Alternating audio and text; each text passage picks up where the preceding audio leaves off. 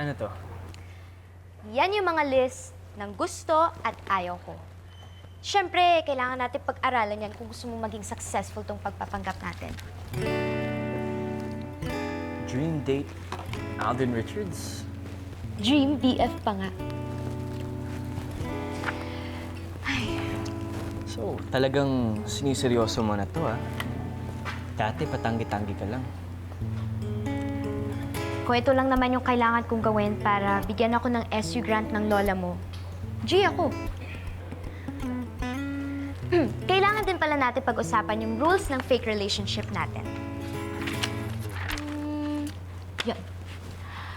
Rule number 1, boyfriend at girlfriend lang tayo pag nandyan yung lola mo at yung mga shippers natin. Kailangan bongga yung engagements natin with them. Madali lang yan. Basic.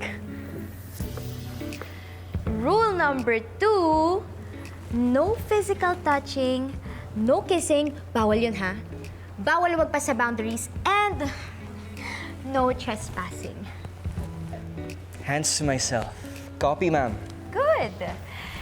Rule number 3, once a week, kailangan mo akong bigyan ng gifts na makikita ng lola mo at ng public para naman sabihin nila na sweet ka.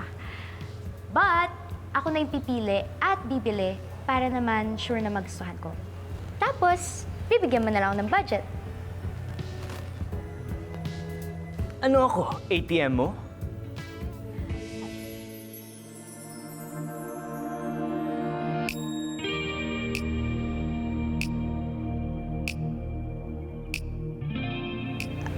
Sabi ko, kailangan mag-post tayo sa social media accounts natin and kailangan coordinate yung mga posts natin. So, we need photos together.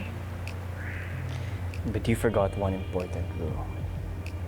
Rule number 4.